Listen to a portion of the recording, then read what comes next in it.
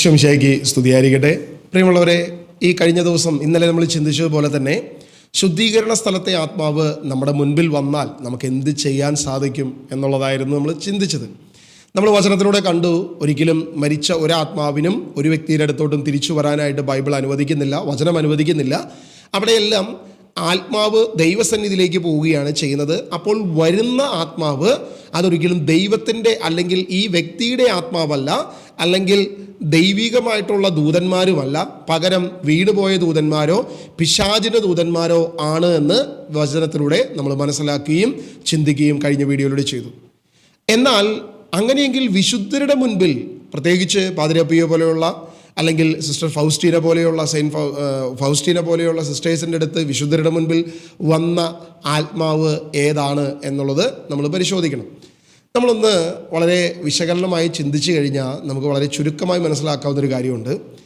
ഇന്ന് സഭയുടെ പ്രബോധനങ്ങൾക്ക് അനുകൂലമായി വിശുദ്ധരുടെ ബുക്കുകളെ, പ്രത്യേകിച്ച് അവരുടെ ഡയറി കുറിപ്പുകളെയൊക്കെ വ്യാഖ്യാനിക്കുന്ന ഒരു രീതി കഴിഞ്ഞ കാലങ്ങളിൽ വളരെ വ്യാപകമായി കടന്നു വന്നിരിക്കുന്ന രീതിയാണ്. ഒരിക്കലും സിസ്റ്റർ ഫൗസ്റ്റീന ഇന്ന് നമ്മൾ കാണുന്ന കരുണയുടെ ചിത്രം വരയ്ക്കാനായി ഫൗസ്റ്റീന പറഞ്ഞതായിട്ട് ഡയറിയിൽ നമുക്ക് കാണാൻ പറ്റത്തില്ല. പകരം യേശുവിൻ്റെ കരുണയെക്കുറിച്ച് ഫൗസ്റ്റീന പറഞ്ഞിട്ടുണ്ട്, യേശുവിൻ്റെ കരുണയുടെ പ്രകാശത്തെക്കുറിച്ചും ഫൗസ്റ്റീന പറഞ്ഞിട്ടുണ്ട്.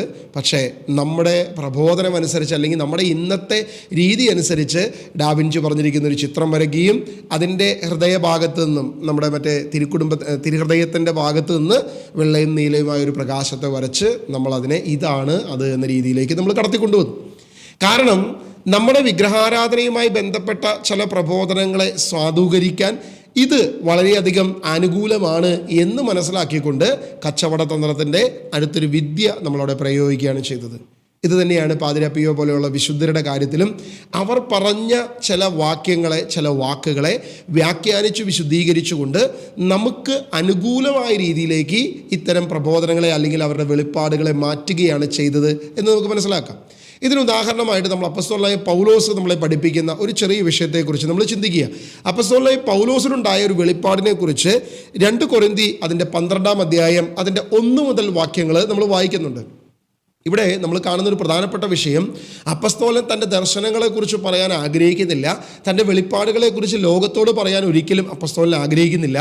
എന്നാൽ അപ്പസ്തോലനെ താൻ അപ്പസ്തോലനാണ് എന്ന് പോലും അംഗീകരിക്കാത്ത തരത്തിൽ വിമർശിക്കുകയും അദ്ദേഹത്തിനെതിരെ വലിയ പ്രതിസന്ധികൾ ഉണ്ടാക്കുകയും അപ്പസ്തോലനുടെ വിശ്വാസത്തിലേക്ക് കടന്നു വരികയും സഭയായി മാറുകയും വലിയ കൂട്ടമായി സമൂഹമായി ദൈവത്തെ ആരാധിക്കുകയും ക്രിസ്തുവിനെ അറിയുകയും ചെയ്ത സഭ തന്നെ അപ്പസ്തോലനിട്ട് കാലുവാരി എന്നുള്ളത് നമ്മളിവിടെ വായിച്ചാൽ മനസ്സിലാക്കാൻ സാധിക്കും. ഇന്നും അതിന് വലിയ മാറ്റമൊന്നുമില്ല. വിശ്വാസം ആരിലൂടെയാണ് ലഭിച്ചത്, അവരുടെ കുതുകാല് വെട്ടുന്ന രീതി ഇന്നും അന്യമല്ല നമ്മളുടെ ഇടയിൽ.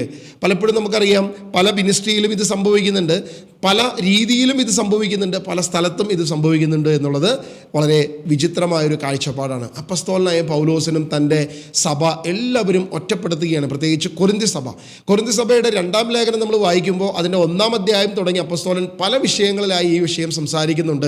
നിങ്ങൾക്ക് ഞാൻ അപ്പസ്തോലനല്ലയോ, മറ്റുള്ളവർക്ക് ഞാൻ അപ്പസ്തോലനല്ലെങ്കിലും നിങ്ങൾക്ക് ഞാൻ അല്ലയോ എന്ന് ചോദിക്കുന്നുണ്ട്. മാത്രമല്ല, എൻ്റെ ആത്മീയ സാന്നിധ്യം നിങ്ങൾ മോശമാണെന്ന് പറയുകയും എന്നാൽ അവൻ്റെ ലേഖനങ്ങൾ ഈടുറ്റതാണെന്ന് നിങ്ങൾ പറയുകയും ചെയ്യുന്നു. നിങ്ങളിൽ ചിലർ പറയുന്നു, അതായത് അപ്പസ്തോലനെ കുറിച്ച് മോശമായ അഭിപ്രായങ്ങളും വിഭാഗീയ ചിന്ത ഉണ്ടാക്കുന്നതും ആ വിശ്വാസത്തിൽ അല്ലെങ്കിൽ ആ സഭയിൽ തന്നെ ഉണ്ടായവരാണെന്ന് അപ്പസ്തോലനായ പൗലോസ് തൻ്റെ ലേഖനത്തിലൂടെ പല പ്രാവശ്യമായി എടുത്ത് പറയുന്നുണ്ട്. ഇങ്ങനെ അപ്പസ്തോലൻ തൻ്റെ വേദനകളെക്കുറിച്ച്, പ്രതികൂലങ്ങളെക്കുറിച്ച്, പ്രതിസന്ധികളെക്കുറിച്ചെല്ലാം പ്രതിപാദിച്ചതിന് ശേഷം 2 കൊരിന്തി അതിൻ്റെ 12-ാം അധ്യായത്തിലേക്ക് വരുമ്പോൾ അതിൻ്റെ 1-ാം വാക്യം നമ്മളിങ്ങനെ പറയുന്നത്, എനിക്ക് ആത്മപ്രശംസ ചെയ്യാൻ പലതുമുണ്ട്, അതുകൊണ്ടൊരു നേട്ടവുമില്ലെന്ന് എനിക്കറിയാം, എങ്കിലും കർത്താവിൻ്റെ ദർശനങ്ങളിലേക്കും വെളിപാടുകളിലേക്കും ഞാൻ കടക്കട്ടെ. സത്യബോധപുസ്തകത്തിൽ പറയുന്നത് അങ്ങനെ കടക്കേണ്ടതൊരു ആവശ്യമായി വന്നിരിക്കുന്നു എന്നാണ് അർത്ഥം പറഞ്ഞിരിക്കുന്നത്. അതായത് എനിക്കിപ്പോൾ എൻ്റെ വെളിപാടുകളെക്കുറിച്ചും ദർശനങ്ങളെക്കുറിച്ചും പറയേണ്ടതൊരു അത്യന്താപേക്ഷിതമായി, നിർബന്ധമായി വന്നിരിക്കുന്നു.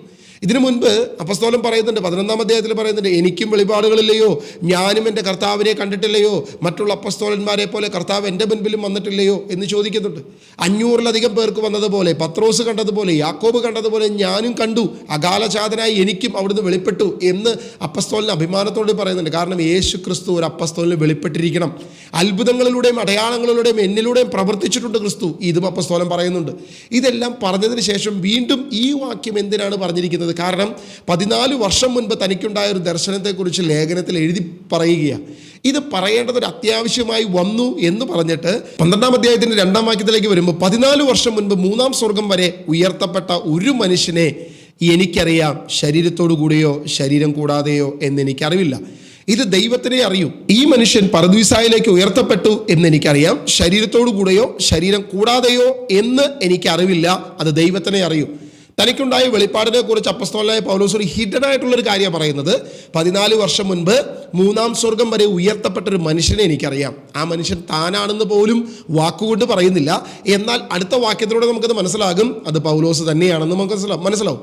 പക്ഷേ എങ്കിൽ പോലും അതൊരു മനുഷ്യനെന്ന് ഒരു സെക്കൻഡ് പേഴ്സണായിട്ട് തന്നെയാണ് അപ്പസ്തോലൻ പറഞ്ഞു വെക്കുന്നത്.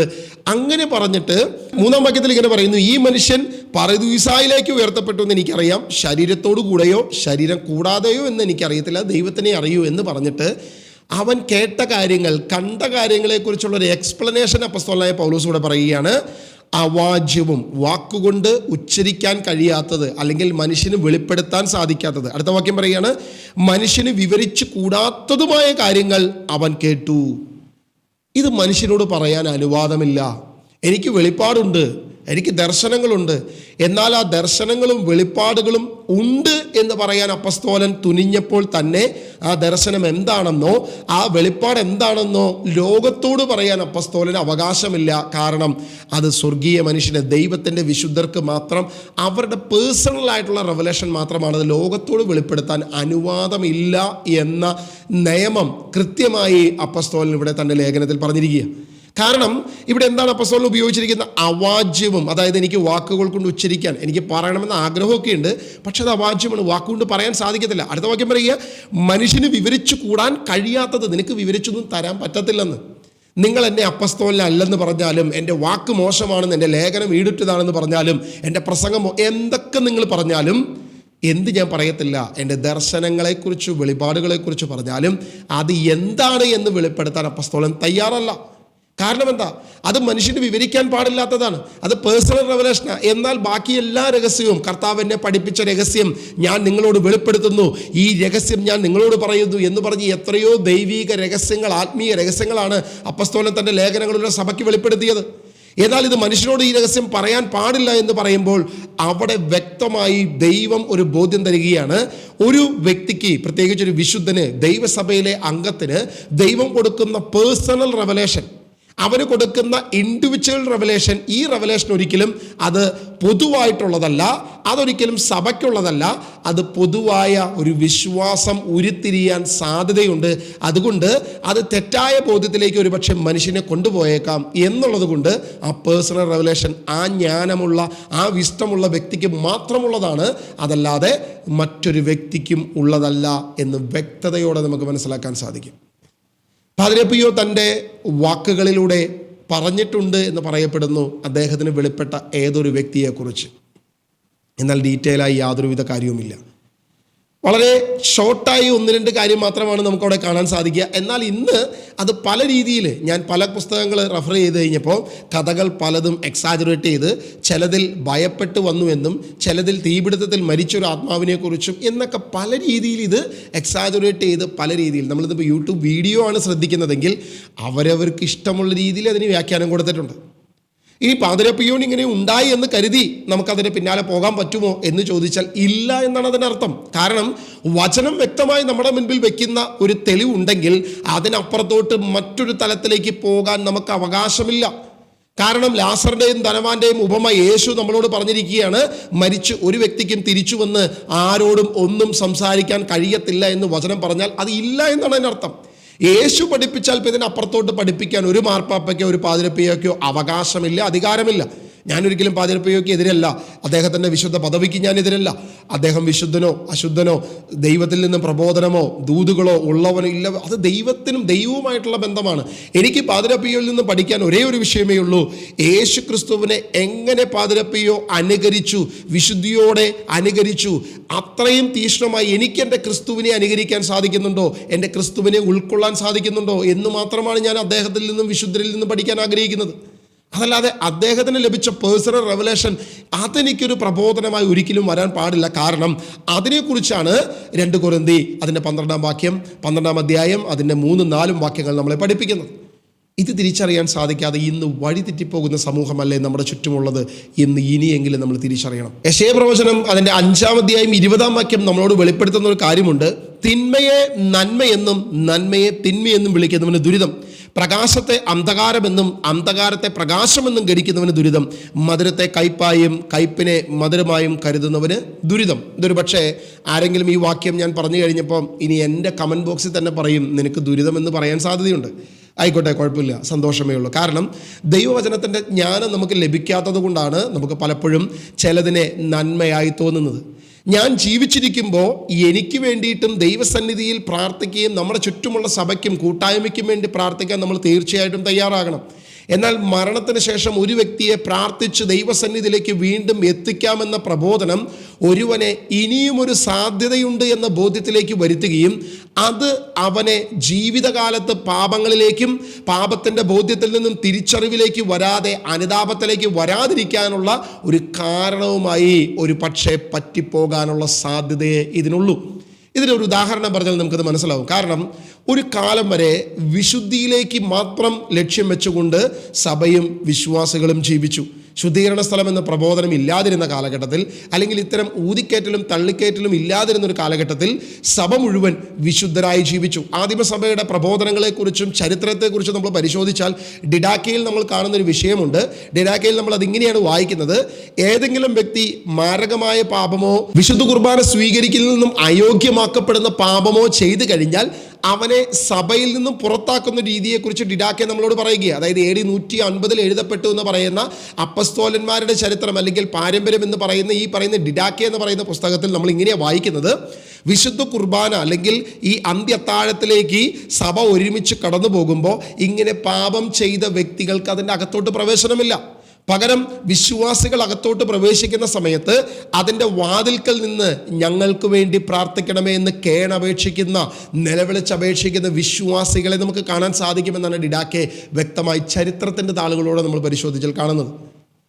ഇവിടെ പറഞ്ഞു വെക്കുന്നത് അവൻ്റെ ജീവിതകാലത്ത് അവൻ തിരിച്ചറിയണം അവൻ്റെ പാപമാലിന്യം എന്തെന്ന് തിരിച്ചറിയുകയും 7 വർഷം തുടങ്ങി 21 വർഷം വരെ അവന് തിരിച്ചു വരാനുള്ള കാലയളവും നിശ്ചയിച്ചിട്ടുണ്ടായിരുന്നു എന്നുകൂടെ നമുക്ക് തെളിവുകൾ നമ്മുടെ മുൻപിൽ നിരത്തുമ്പോൾ, ചരിത്രം നമ്മളോട് പറയുമ്പോൾ നമ്മൾ തിരിച്ചറിയുക, അങ്ങനെ തിരിച്ചു വരുമ്പോഴല്ലേ ക്രിസ്തുവിൽ ഒരു വിശ്വാസിയുടെ പൂർണ്ണത വരുന്നത്. അതിനുശേഷം മരിച്ചതിന് ശേഷം നമ്മൾ എന്തെങ്കിലും സ്ഥാപിച്ച് നമുക്കെന്തെങ്കിലും ഭൂമിയിലിരിക്കുന്ന വ്യക്തികൾക്ക് എന്തെങ്കിലും ചെയ്യാൻ സാധിക്കുമെന്ന് പറയുമ്പം വളരെ യാഥാസ്ഥിതികമായ ഒരു ഉദാഹരണം ഞാൻ നിങ്ങളോടൊരു ചിന്തയ്ക്ക് വേണ്ടി വയ്ക്കുകയാണ്. ഇപ്പോൾ ഈ കഴിഞ്ഞ ദിവസം ഒരു വ്യക്തി ആത്മഹത്യ ചെയ്തു. നമുക്കറിയാം, ഒരു റോയ് എന്ന് പറയുന്ന കോൺഫിഡൻറ്റ് ഗ്രൂപ്പിൻ്റെ അദ്ദേഹത്തിൻ്റെ ഓണർ. എന്താണ് കാരണം അദ്ദേഹത്തിൻ്റെ പേഴ്സണൽ ലൈഫിലേക്കൊന്നും നമ്മൾ പോകുന്നില്ല. നമ്മൾ വെറുതെ ഒരു ഉദാഹരണമായിട്ട് അല്ലെങ്കിൽ ചിന്തയ്ക്ക് വേണ്ടി നമ്മൾ എടുക്കുക. ഇദ്ദേഹം മരണപ്പെട്ടു, ഇദ്ദേഹത്തിൻ്റെ മക്കൾ ആത്മഹത്യയാണെന്നുള്ളത് നമ്മൾ പത്രമാധ്യമങ്ങളിലൂടെയൊക്കെ നമ്മൾ മനസ്സിലാക്കുന്നു. കാരണം എന്ത് തന്നെയാകട്ടെ, അതങ്ങനെയാണോ അല്ലയോ എന്ന് നമുക്കറിയത്തില്ല. അതിൻ്റെ പൂർണ്ണമായ തെളിവുകളിലേക്ക് നമ്മൾ കടന്നു വരുന്നേ ഉള്ളൂ. എന്തുമാകട്ടെ, നമ്മളൊരു ചിന്തയ്ക്ക് വെക്കുക. അങ്ങനെയാണെങ്കിൽ ആ ആത്മാവിനെ നഷ്ടപ്പെടുത്തി സ്വയം തൻ്റെ ശരീരത്തെ ഇല്ലാതെയാക്കി ദൈവത്തിൻ്റെ ആലയത്തെ നശിപ്പിച്ചുകൊണ്ട് ഒരു വ്യക്തി മരണപ്പെട്ടതിന് ശേഷം പിന്നീട് മക്കൾ, കാരണം പണമുണ്ട്, കോടിക്കണക്കിന് രൂപയുണ്ട്, അപ്പോൾ ഒരു റോൾസ് റോയ്സ് കാർ വിറ്റാൽ പോലും കോടികളുണ്ട്. ഇത്രയും കോടികൾ കൊണ്ടുവച്ച് കേരളത്തിലുള്ള എല്ലാ പള്ളികളിലും അല്ലെങ്കിൽ ഇന്ത്യയിലുള്ള എല്ലാ ചർച്ചുകളിലും ഒരു ദിവസം തനിക്ക് വേണ്ടി ഒരു വിശുദ്ധ കുർബാന അർപ്പിച്ചിരിക്കണം എന്ന രീതിയിൽ മക്കൾ പണമേൽപ്പിച്ചാൽ ഈ ആത്മാവ് ദൈവസന്നിധിയിലെത്തും. അദ്ദേഹത്തിൻ്റെ വിശ്വാസവും അദ്ദേഹത്തിൻ്റെ ഭൂമിയിലെ പ്രവർത്തികളുമല്ലേ ദൈവരാജ്യത്തിലേക്ക് എത്താൻ വഴിതെളിക്കത്തുള്ളൂ. ഞാനൊരിക്കലും അദ്ദേഹം ദൈവരാജ്യത്തിലാണ് അല്ല എന്നൊരു നിഗമനമല്ല ഇവിടെ നടത്തുന്നത്. ആണോ അല്ലയോ എന്ത് തന്നെയാകട്ടെ, ഞാൻ പറയുന്നത് അങ്ങനെ അല്ലെങ്കിൽ ദൈവരാജ്യത്തിൽ ചെല്ലാൻ എന്തെങ്കിലും തടസ്സം ഉണ്ടെങ്കിൽ ആ തടസ്സത്തെ മാറ്റാൻ അദ്ദേഹത്തിൻ്റെ പണം കൊണ്ട് സാധിക്കുമെങ്കിൽ അതല്ലേ കുറച്ച് എളുപ്പം, അതല്ലേ വളരെ ഈസി ആയിട്ടുള്ള മാർഗം. എനിക്ക് കോടിക്കണക്കിന് സ്വത്തുണ്ട്, ഞാൻ ആ സ്വത്ത് മുഴുവൻ എൻ്റെ ജീവിതകാലത്തിലായിരിക്കുമ്പോൾ തന്നെ ലോകത്ത് വിവിധമായ രാജ്യങ്ങളിലുള്ള എല്ലാ കത്തോലിക്ക ചർച്ചകളിലേക്കും ഓരോ വിശുദ്ധ കുർബാന അനുദിനം എനിക്ക് വേണ്ടി ചൊല്ലണമെന്ന് പറഞ്ഞ് ട്രംപ് പണം കൊടുത്തു കഴിഞ്ഞാൽ ട്രംപിന് ദൈവരാജ്യത്തിലെത്താൻ പറ്റുമോ? ദൈവം അങ്ങനെയാണോ വിധിക്കുന്നത്? ഇത് എത്ര വികലമായ ചിന്തയാണ് എന്ന് നമ്മൾ ഇനിയെങ്കിലും നമ്മൾ തിരിച്ചറിയണം. നമ്മുടെ പണം ഒഴുകുന്ന, നമ്മുടെ പണം നഷ്ടപ്പെടുത്തുന്ന, നമ്മുടെ ആത്മീയ ജീവിതത്തിൽ നമ്മളെ നശിപ്പിക്കുന്ന, മാത്രമല്ല ഇന്ന് എന്ത് സംഭവിച്ചു, ഇങ്ങനൊരു ശുദ്ധീകരണ സ്ഥലമുണ്ട് എന്ന പ്രബോധനവും അങ്ങനെയുള്ള ആത്മാക്കളെ നമുക്ക് ഉയർത്താൻ കഴിയും. ശുദ്ധീകരണ സ്ഥലം ഉണ്ടോ ഇല്ലയോ എന്ന് ഞാൻ ഇതുവരെ ഒരു അഭിപ്രായം പറഞ്ഞിട്ടില്ല എന്നുള്ളത് എൻ്റെ പ്രിയപ്പെട്ട കേൾവിക്കാർ മനസ്സിലാക്കുക. ശുദ്ധീകരണ സ്ഥലം ഉണ്ടോ ഇല്ലയോ എന്നുള്ളതല്ല നമ്മുടെ വിഷയം ഇതുവരെ വന്നിരിക്കുന്നത്. പകരം ശുദ്ധീകരണ സ്ഥലത്തെ ആത്മാക്കളെ ഒരു മനുഷ്യന് ഈ ഭൂമിയിൽ നിന്നും മുകളിലോട്ട് ഉയർത്തി തള്ളിക്കയറ്റി വിടാൻ പറ്റുമോ എന്നുള്ളത് മാത്രമാണ് നമ്മുടെ ചിന്ത. ഓക്കെ, അപ്പം ഈ വിഷയത്തിൽ നമ്മൾ തിരിച്ചറിയണം, നമുക്കൊരു ബോധ്യം വരണം. അങ്ങനെ ഉണ്ട് എന്ന പ്രബോധനമോ പഠനമോ നമ്മളെ എവിടേക്ക് വഴി തെളിയിച്ചു? ജീവിതകാലത്ത് മാനസാന്തരപ്പെട്ടില്ലെങ്കിലും കുഴപ്പമില്ല, മരണത്തിൻ്റെ വിളി നിൻ്റെ മുൻപിൽ വരുമ്പോഴും മനുഷ്യ നിനക്ക് കർത്താവിലേക്ക് തിരിയാൻ കഴിയുന്നില്ലെങ്കിൽ അത് എത്രയോ ഖേദകരമാണ്. യേശു പറഞ്ഞു, നീ ലോകം മുഴുവൻ നേടി സ്വന്തം ആത്മാവിനെ നഷ്ടപ്പെടുത്തിയാൽ നിനക്ക് എന്ത് പ്രയോജനം? നിന്റെ ആത്മാവിനെ നീ ഈ ഭൂമിയിൽ നിന്നും ദൈവരാജ്യത്തിലേക്ക് എത്തിക്കാൻ നിനക്ക് സാധിക്കാതെ പിന്നെ തള്ളിക്കയറ്റാൻ പറ്റുമെന്നുള്ള അപ്പസ്തോലികമായ യാതൊരുവിധ പ്രബോധനം ഇല്ലാതിരിക്കെ പിന്നെ എന്തിനാണ് നമ്മൾ ഈ പ്രബോധനത്തിൻ്റെ പിന്നാലെ പോകുന്നത് എന്നുകൂടെ നമ്മൾ സ്വയം ചിന്തിക്കേണ്ടതുണ്ട്. ഞാൻ ഒറ്റ കാര്യം പറയുന്നുള്ളൂ. എൻ്റെ ജീവിതത്തിൽ ഏതെങ്കിലും പ്രാർത്ഥനയുടെ സമയത്ത് ഒരു ശുദ്ധീകരണാത്മാവ് വന്നു കഴിഞ്ഞാൽ ഞാൻ പ്രാർത്ഥിക്കുന്ന പ്രാർത്ഥന ഇത്രയേ ഉള്ളൂ: പിതാവിൻ്റെയും പുത്രൻ്റെയും പരിശുദ്ധാത്മാവിൻ്റെയും നാമത്തിൽ കർത്താവായ യേശു ക്രിസ്തു എനിക്ക് നൽകിയ സ്വർഗീയമായ അധികാരത്തിൽ യേശു ഉയർപ്പിക്കപ്പെട്ടു എന്നുള്ള ബോധ്യത്തിൽ ഇപ്പോൾ യേശുവിൻ്റെ നാമത്തിൽ പിശാചെ ദൂരെ പോവുക. കാരണം അത് വെളിച്ച ദൂതനാണെന്നുള്ള ബോധ്യം എനിക്കുണ്ട്. ആ ബോധ്യമുണ്ടെങ്കിൽ ആ പിശാചിനെ ബഹിഷ്കരിക്കാൻ നമുക്ക് സാധിക്കും. പകരം ശുദ്ധീകരണ സ്ഥലത്ത് ആത്മാക്കൾ ഉണ്ടാകട്ടെ, ഇല്ലാതിരിക്കട്ടെ, അങ്ങനെ ഒരു ആത്മാവ് ഉണ്ടെങ്കിൽ തന്നെ ദൈവം വിശുദ്ധീകരിച്ച് ദൈവരാജ്യത്തിലേക്ക് എത്തിക്കട്ടെ. നമുക്കിതിൽ യാതൊരുവിധ റോളും ഉള്ളതായിട്ട് ദൈവവചനത്തിൽ നമ്മൾ കാണുന്നില്ല. അപ്പോഴും വീണ്ടും ചോദ്യം ഇതാണ്: മക്കബായരുടെ പുസ്തകത്തിലെ പ്രബോധനമോ അല്ലെങ്കിൽ പുതിയ നിയമത്തിലെ ചില താളുകളിലുള്ള ചില പരിശോധനകളോ ചില വാക്യങ്ങളോ എന്നുള്ളതാണ്. തൊട്ടടുത്ത വീഡിയോയിൽ നമ്മളതിനെക്കുറിച്ച് ചിന്തിക്കും. വിശുദ്ധ ബൈബിൾ ശുദ്ധീകരണ സ്ഥലത്തെ ആത്മാക്കൾ ദൈവരാജ്യത്തിലേക്ക് എത്തും എന്നുള്ള രീതിയിൽ ഉള്ള പ്രബോധനങ്ങൾ ഉള്ള സഭയുടെ പ്രബോധനങ്ങൾ, പ്രത്യേകിച്ച് CCCയുമായി ബന്ധപ്പെട്ട്, അതുപോലെ സഭയുടെ ചില പ്രബോധന രേഖകളുമായി ബന്ധപ്പെട്ട് നാളത്തെ വീഡിയോയിലൂടെ നമുക്ക് ചർച്ച ചെയ്യാം. ശുദ്ധീകരണാത്മാക്കൾ ദൈവരാജ്യത്തിലേക്ക് നമുക്ക് എത്തിക്കാൻ സാധിക്കുമോ? കുർബാനയിലൂടെയോ ഒപ്പീസിലൂടെയോ ഏതെങ്കിലും രീതിയിൽ നമുക്ക് ഈ ആത്മാക്കളെ തള്ളി സ്വർഗരാജ്യത്തിലേക്ക് എത്തിക്കാൻ സാധിക്കുമോ എന്ന് നമ്മൾ അടുത്ത വീഡിയോയിലൂടെ ചിന്തിക്കും. അതുവരെ ദൈവം നമ്മെ കാക്കട്ടെ, ദൈവം നമ്മെ അനുഗ്രഹിക്കട്ടെ. പ്രിയമുള്ളവരെ, നിങ്ങളുടെ പ്രാർത്ഥനയിൽ ഏതെങ്കിലും ആത്മാക്കൾ ഇങ്ങനെ വെളിപ്പെട്ട് കഴിഞ്ഞാൽ അതിനുവേണ്ടി ഭയപ്പെടാതെ അതിനുവേണ്ടി പ്രാർത്ഥിക്കുകയല്ല ചെയ്യേണ്ടത്, പിശാചുക്കളെ ബഹിഷ്കരിക്കുകയാണ് യേശുവിൻ്റെ നാമത്തിൽ ചെയ്യേണ്ടതെന്ന് ഇനിയെങ്കിലും നിങ്ങൾ തിരിച്ചറിയണം. കാരണം ഇങ്ങനെ ശുദ്ധീകരണ ആത്മാക്കളെ സ്വർഗത്തിലേക്ക് കയറ്റി വിടുന്നു എന്ന് ചിന്തിക്കുന്ന അനേക വ്യക്തികളുടെ അനുഭവ സാക്ഷ്യം, അതെല്ലാം തികച്ചും പേഴ്സണൽ ആയതുകൊണ്ട് മാത്രം അതൊന്നും വെളിപ്പെടുത്താൻ ഞാൻ ആഗ്രഹിക്കുന്നില്ല. പല ഓഡിയോകളും എൻ്റെ മൊബൈലിൽ കിടക്കുന്നുണ്ട്. പക്ഷേ അതൊക്കെ പലരുടെ ജീവിതവുമായി ബന്ധപ്പെട്ട പേഴ്സണൽ കാര്യങ്ങളാണ്. അതൊരിക്കലും ലോകത്തോട് കാണിക്കേണ്ടതല്ല. പകരം പ്രബോധനപരമായ ആരെങ്കിലും തർക്കിക്കാൻ വരുമ്പോഴുള്ള ഓഡിയോസ് മാത്രമാണ് ഞാൻ പലപ്പോഴും നമ്മൾ പബ്ലിക്കിലേക്ക് വിടാറുള്ളൂ.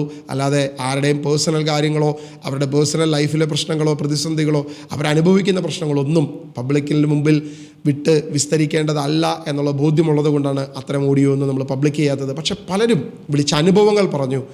പല രീതിയിലും അവരുടെ അനുഭവങ്ങൾ കഷ്ടതയും ദുരിതവും, ജീവിതത്തിൽ എൻ്റെ ദൈവം എന്നെ അനുഗ്രഹിച്ചു, എന്നെ നടത്തിയെന്ന് പറയാൻ കഴിയാത്തവണ്ണം അത്രത്തോളം പ്രതികൂലങ്ങൾ, തലമുറകളിലേക്ക് പോലും പോകുന്നൊരു ശാപത്തിൻ്റെ കെട്ട് ഇതിലൂടെ ഉണ്ട് എന്ന് തിരിച്ചറിഞ്ഞതുകൊണ്ടാണ് ഞാൻ ഈ കാര്യങ്ങൾ നിങ്ങളോട് വെളിപ്പെടുത്തുന്നത്, പറയുന്നത്. അതുകൊണ്ട് ഇനിയെങ്കിലും നിങ്ങൾ തിരിച്ചറിയുക, ശുദ്ധീകരണ സ്ഥലത്ത് പോയി ദൈവരാജ്യത്തിലേക്ക് എത്താൻ ആരും ഈ ഭൂമിയിൽ തയ്യാറെടുക്കരുത്. പകരം ഈ ഭൂമിയിലായിരിക്കുമ്പോൾ അനുദിനം വിശുദ്ധ കുർബാനയിലൂടെ, വിശ്വാസത്തിലൂടെ, വിശുദ്ധിയിലൂടെ യേശുക്രിസ്തുവിനെ ഹൃദയത്തിൽ ചേർത്ത് വെച്ചുകൊണ്ട് എൻ്റെ കർത്താവ് സകലത്തിനും മതിയായവനെന്ന് പറഞ്ഞുകൊണ്ട്, വിശ്വാസത്താൽ എൻ്റെ പ്രവൃത്തി കൊണ്ടല്ല, എൻ്റെ കഴിവ് കൊണ്ടല്ല, എൻ്റെ ഏതെങ്കിലും പ്രാർത്ഥന കൊണ്ടല്ല, എൻ്റെ ഏതെങ്കിലും പരിഹാര പ്രവൃത്തി കൊണ്ടല്ല, എൻ്റെ പരിഹാരത്തിനുപരി അതിനേക്കാളൊക്കെ എല്ലാമായ എൻ്റെ ക്രിസ്തുവിൻ്റെ കാൽവരിയിലെ ക്രൂശിലെ യോഗ്യതയാൽ, അവനിലുള്ള വിശ്വാസത്താൽ, യേശു കർത്താവാണെന്നുള്ള ആദരം കൊണ്ടുള്ള ഏറ്റുപറച്ചിലാൽ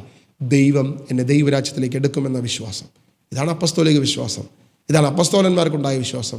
മരിച്ചാൽ ശുദ്ധീകരണ സ്ഥലത്തേക്ക് പോകുമെന്നല്ല, പകരം മരിച്ച് ക്രിസ്തുവിനോട് കൂടി ആയിരിക്കുന്നതാണ് കൂടുതൽ ശ്രേഷ്ഠമെന്ന് പറഞ്ഞ പൗലോസിൻ്റെ വിശ്വാസം നമുക്കുണ്ടാകട്ടെ. അങ്ങനെ ഒരു വിശ്വാസത്തിലേക്ക് ദൈവം നമ്മെ ഒരുക്കട്ടെ എന്ന് പ്രാർത്ഥിക്കുന്നു. അടുത്ത വീഡിയോയിലൂടെ തുടർന്നുള്ള എല്ലാ വിഷയങ്ങളും ചർച്ച ചെയ്യാൻ ദൈവം നമുക്ക് അനുഗ്രഹിക്കട്ടെ എന്ന് പ്രാർത്ഥിക്കുന്നു. God bless you.